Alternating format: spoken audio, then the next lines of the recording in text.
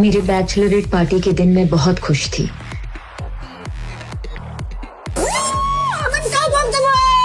तो एक सेलिब्रेशन तो बनता है बेटा। पर शादी के एक दिन पहले मेरे साथ ऐसा घिनौना हादसा हुआ जिसे बताने में भी मुझे शर्म आती है।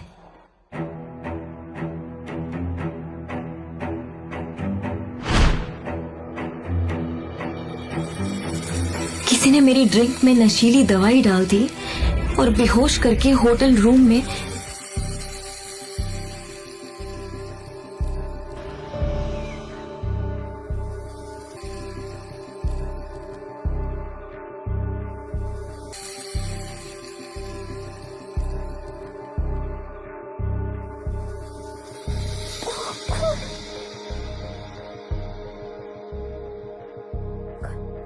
मैं ऋषि के साथ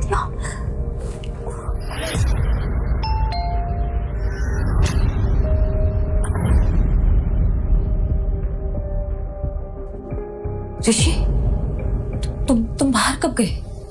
नव्या, तुमने क्या आदत बना रखी है? अच्छा, तुम्हारी बैचलर पार्टी खत्म हो गई होगी।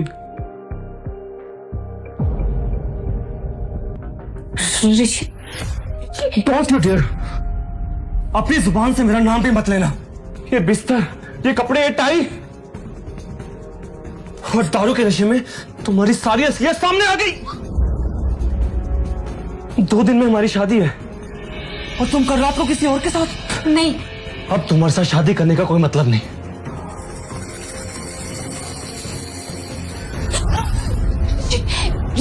ऋषि मेरी बात सुनो। ऋषि प्लीज मेरी बात सुनो। ऋषि ने शादी तोड़ दी और चला गया। कैसा लगा शादी का तोहफा?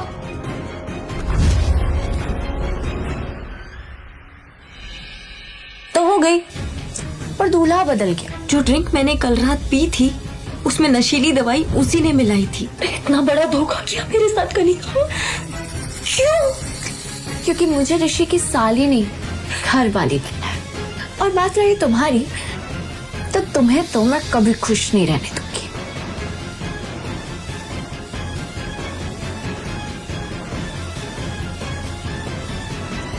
शर्म, मुझे शर्म आती है तुझे अपनी बेटी कहते हुए।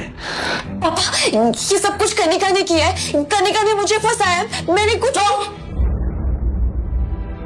अभी के अभी निकल जाओ इस घर से।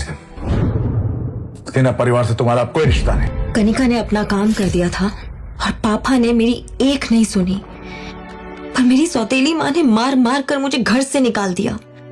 इस शहर में मेरे लिए कुछ नहीं बचा था और मैं अपनी मौसी के घर बैंगलोर चली गई। 9 महीने बाद मैंने एक बेटे को जन्म दिया। पर मेरी मुश्किलें यहाँ खत्म नहीं होने वाली थी।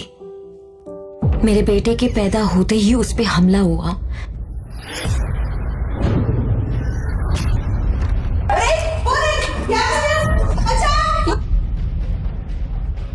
पर मौसी ने उसे बचा लिया। कौन था वो आदमी, आपको पता चला? वो आदमी कौन था ये तो नहीं पता, लेकिन वो ऐसे बड़बड़ा रहा था कि वो आपके बेटे का पिता है। मेरे बच्चे का पिता? ये वही आदमी था जिसने उस दिन मेरे साथ होटल में। लेकिन कौन है वो?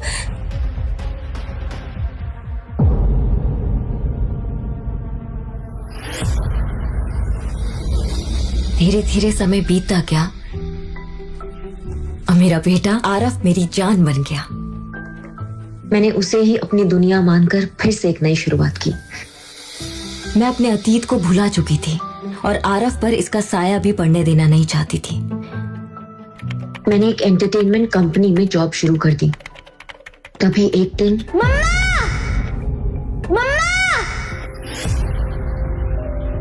जल्दी आओ! आरफ, पापा मिल गए। देखो हम दोनों के हाथों में सेम ही निशान है। आरफ, तुम।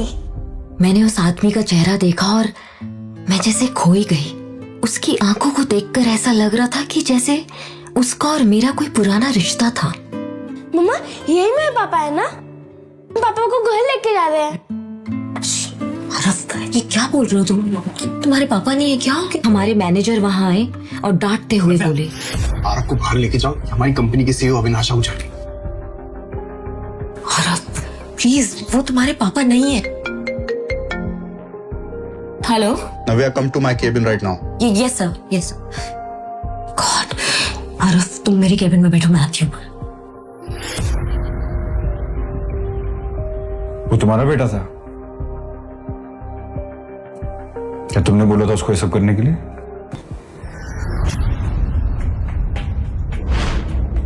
देखो, मैं आरव को नाराज नहीं करना चाहता। क्या हम परसों डिनर पर चल सकते हैं?